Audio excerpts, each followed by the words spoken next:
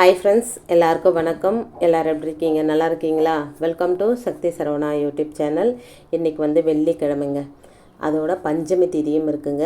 செல்வம் பெருக வளர்பிறை வசந்த பஞ்சமி வராகி அன்னை வழிபாடு எப்படி செய்கிறது அப்படின்றத இந்த வீடியோவில் பார்க்கலாம் வாங்க. வராகி அன்னை வழிபாடு அப்படின்னாலே அது பஞ்சமி திதி தான். இது நம்ம எல்லாருக்குமே தெரிஞ்ச விஷயந்தாங்க. அந்த வகையில் இன்றைக்கி வந்திருக்கக்கூடிய இந்த பஞ்சமியை வசந்த பஞ்சமி அப்படின்னு சொல்லுவாங்க. அது மட்டும் இல்லாமல் இது வளர்பிறையில் வந்திருக்கக்கூடிய வசந்த பஞ்சமியும் கூட. இவை அனைத்திலும் விட இந்த பஞ்சமி வெள்ளிக்கிழமை அன்னைக்கு வந்திருக்கிறது ரொம்ப ரொம்ப ரொம்ப எத்தனை ரொம்ப வேணால் சேர்த்துக்கோங்க, அத்தனை ரொம்ப சிறப்புங்க. வெள்ளிக்கிழமை மகாலட்சுமி தாயார், சுக்கிரன் ஆகியோரோட அருள் ஆசியை பெறக்கூடிய அற்புதமான ஒரு நாள். அந்த தினத்தில் வராகி அன்னையை நாம் இந்த முறையில் வழிபடும்போது நம்மளுடைய செல்வ நிலை பல மடங்கு அதிகரிக்கும் அப்படின்னு சொல்லப்படுதுங்க. அதை பற்றி தான் இன்றைக்கி வீடியோவில் தெளிவாக பார்க்க போகிறோம். இப்போ தான் ஃபஸ்ட் டைம் என்னோடய வீடியோஸ்லாம் நீங்கள் பார்க்குறீங்க அப்படின்னா ப்ளீஸ் சேனலுக்கு சப்ஸ்கிரைப் பண்ணி சப்போர்ட் பண்ணுங்கள். நீங்கள் பண்ணுற ஒவ்வொரு சப்போர்ட்டும் எனக்கு அடுத்தடுத்த வீடியோ பண்ணுறதுக்கு ஒரு மோட்டிவேட்டாக இருக்குங்க. இப்போ வாங்க வீடியோக்குள்ளே போகலாம். வளர்பிறை வசந்த பஞ்சமி வராகி அன்னை வழிபாடு. முதல்ல பஞ்சமி திதி எப்போ தொடங்கி எப்போ முடியுது அப்படின்னு பார்க்கலாங்க. இந்த பஞ்சமி திதியானது இன்றைக்கி, அதாவது வெள்ளிக்கிழமை மாலை 5:48க்கு தொடங்கி மறுநாள் சனிக்கிழமை 5:38 மணி வரை தாங்க இந்த பஞ்சமி திதி இருக்குது. இந்த திதியில் தான் நம்ம வராகி அன்னை வழிபாடு செய்யணும். வராகி அன்னையோட வழிபாட்டை இரவு நேரத்தில் செய்கிறது தாங்க சிறந்தது. அதனால் இன்றைய தினத்தில் வராகி அன்னையை வழிபடுவது நமக்கு பல்வேறு பலன்களை கொடுக்குங்க. முதல்ல வராகி அன்னை வழிபாடு பஞ்சமி திதியில் எப்படி வழிபாடு செய்கிறது அப்படின்னு பார்க்கலாங்க. உங்ககிட்ட வராகி அன்னையோட திருவுருவ படம் இருந்தால் அதை தொடச்சி மஞ்சள் குங்குமம் வச்சுக்கோங்க. அதை துடைக்கிறதுக்கு பன்னீரம் கொஞ்சம் ஜவ்வாதம் மிக்ஸ் பண்ணி படத்தை தொடச்சி மஞ்சள் குங்குமம் வைக்கும்போது நல்ல வாசமாக இருக்குங்க.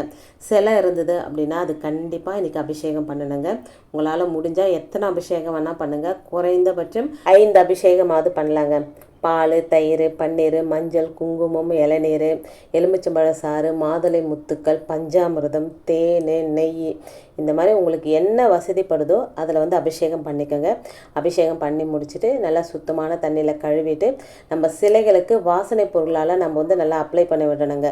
குறிப்பாக அந்த பஞ்சமி திதியில், வெள்ளிக்கிழமையில், பௌர்ணமி இந்த மாதிரி நாட்களில் அந்த சிலைகளுக்கு உயிர்ப்பு தன்மை வரும் அப்படின்னு சொல்லப்படுதுங்க. அதனால் நல்லா வாசனை, ஜவ்வாது பவுட்ரு இல்லை அத்தர் வச்சுருக்கீங்க, ஜவ்வாது அத்தர் வச்சுருக்கீங்க, புணுகு வச்சுருக்கிறீங்க, இந்த மாதிரி ஏதாவது உங்ககிட்ட வாசனை பொருள் இருந்தால் அதை வந்து சிலைகளுக்கு அப்ளை பண்ணிக்கோங்க. நீங்கள் மஞ்சள் குங்குமம் வைக்கிறீங்கன்னா அதில் கொஞ்சம் பன்னீரும் ஜவ்வாதம் மிக்ஸ் பண்ணி நீங்கள் மஞ்சள் குங்குமம் வைக்கும்போது நல்ல ஒரு வாசமாக இருக்குங்க. அடுத்தது படமே இல்லை, சிலையும் இல்லை அப்படின்றவங்க 5 முகம் கொண்ட அகல் விளக்கை வாங்கி வச்சு அதை வராகி அன்னையாக பாவித்து தீபம் ஏற்றணுங்க. அப்படி 5 முக விளக்கு கிடைக்கல அப்படின்னா 5 அகல் விளக்கை வாங்கி கூட தீபம் ஏற்றி வழிபடலாங்க. எப்படி ஏற்றினாலும் ஒரு நெய் தீபம் ஏற்றணுங்க. 5 முகம் கொண்ட தீபத்தை ஏற்றினா அதில் கொஞ்சமாக நெய் ஊற்றிக்கோங்க.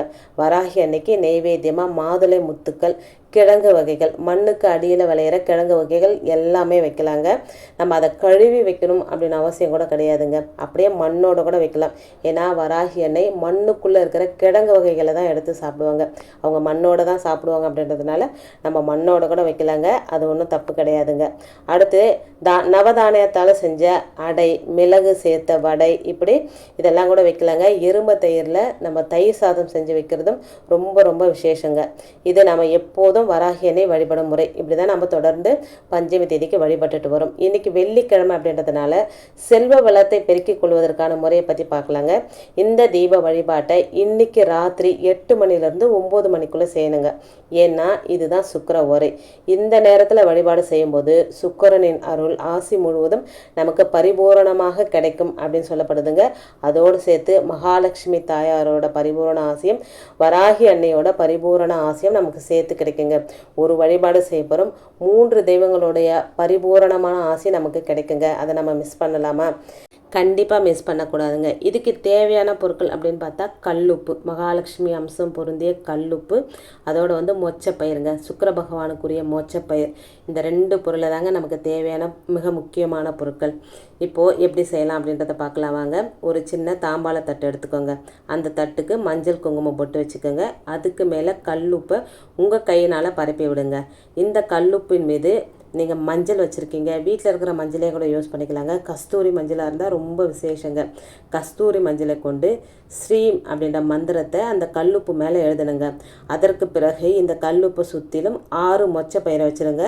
இந்த மொச்சை பயிர் வந்து சுக்கிர பகவானுக்கு மிகவும் உகந்ததுங்க. இப்போது அந்த ஸ்ரீம் அப்படின்ற மந்திர வார்த்தைக்கு மேலே ஒரு அகல் விளக்க வைங்க. அந்த அகல் விளக்குக்கும் மஞ்சள் குங்குமம் போட்டு வச்சுக்கோங்க. அதில் மஞ்சள் நிறத்தில் திரி போட்டு நெய் ஊற்றி தீபம் ஏற்றி ஓம் வாராகியை நமக அப்படின்ற அந்த நாமத்தை 27 முறை சொல்லணுங்க. இதோட மகாலட்சுமி தாயாரோட உங்களுக்கு நாமங்கள் ஏதாவது தெரிஞ்சால் அதை சொல்லலாம். சுக்கிர பகவானுடைய நாமங்கள் சொல்லலாம். வராகியனோட நாமங்கள் இன்னைக்கு பஞ்சமி திதி இருக்கிறதுனால ஓம் பஞ்சமி நாயகியே நமக. வராகி அன்னையோட காயத்ரி மந்திரம் ஓம் ஷியாமலாய வித்மகே அலஸ்தாய தீமகி தன்னோ வாராகி பிரச்சோதயாத் அப்படின்ற மந்திரத்தை ஒரு 5 தரம் சொல்லலாம். அதோடு சேர்த்து அன்னையோட திருநாமங்கள் 12 திருநாமங்கள் பஞ்சமி தண்டநாதா சங்கேதா சமய சங்கேதா சமயேஸ்வரி வார்த்தாளி வாராகி போத்ரினி சிவா மகாசேனா ஆக்ஞா சக்ரேஸ்வரி அரிக்கினி அப்படின்ற அன்னையோட 12 திருநாமங்களை ஒரு 5 முறை சொல்கிறது, அதுவும் இந்த வெள்ளிக்கிழமையில் சுக்கிர ஓரையில் சொல்கிறது நமக்கு இன்னும் சிறப்பான பலனை கொடுக்கும் அப்படின்னு சொல்லப்படுதுங்க. அதுக்கடுத்து தீப தூப ஆராதனையெல்லாம் காமிச்சு நம்மளுடைய பூஜையை வந்து நிறைவு செஞ்சுக்கலாங்க. நம்ம நெய்வேத்தியமாக வச்சதை நாமளும் சாப்பிட்டு நம்ம வீட்டில் இருக்கிறவங்களும் சேர்ந்து சாப்பிட்லாங்க. அதுக்கப்புறம் இந்த உப்பு மேலே வச்ச இந்த மொச்சையை வந்து நல்லா தூள் செஞ்சு எறும்புக்கு வந்து தானமாக வச்சுருங்க. இந்த கல்லுப்பு மஞ்சள் இது ரெண்டுமே பூஜை அறையில் அப்படியே இருக்கட்டுங்க. மறுநாள் காலையில் எழுந்து குளிச்சுட்டு இந்த உப்பையும் மஞ்சளையும் எடுத்து கால்படாத இடத்துல போட்டுடுங்க. அப்படி இல்லைனா தண்ணீரில் கரைச்சி நீங்கள் சிங்கில் ஊற்றிடலாம், இல்லை செடிக்கு கூட ஊற்றலாங்க. இந்த ஒரு தீப வழிபாடு உங்களுடைய வாழ்க்கையோட செல்வ வளத்தை பல மடங்கு அதிகரித்து கொடுக்கும் அப்படின்னு சொல்லப்படுதுங்க. மேலும் சுக்கிர ஓரையில் சுக்கிர பகவானை நினச்சி வராகி அன்னையை இந்த முறையில் வழிபடுவதால் அனைத்து செல்வாதிபதி தெய்வங்களோட அருள் ஆசியும் பரிபூரணமாக உங்களுக்கு கிடைக்கும் அப்படின்றதுல எந்த சந்தேகமே உங்களுக்கு வேணாங்க. எளிமையான வழிபாட்டு முறை தான். வெள்ளிக்கிழமையில் வந்திருக்கிற இந்த பஞ்சமி திதியை தயவு செஞ்சு யாரும் மிஸ் பண்ணாமல் இந்த ஒரு தீப வழிபாட்டு முறையை நீங்கள் பின்பற்றி பாருங்கள். வாழ்க்கையில் நம்ப முடியாத அளவுக்கு அதோட ஆச்சரியப்படுற அளவுக்கு உங்களுக்கு செல்வ வளம் சேரும் அப்படின்றத நம்பிக்கையோடு சொல்கிறேங்க. நீங்களும் நம்பிக்கையோடு செய்யுங்க, நல்லதே நடக்கும்.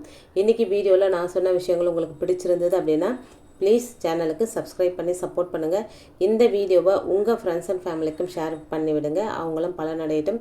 இன்னொரு எளிமையான ஆன்மீக தகவலோடு உங்களை சந்திக்கிறேன். அது வரைக்கும் நன்றி, வணக்கமும். Take care and bye friends.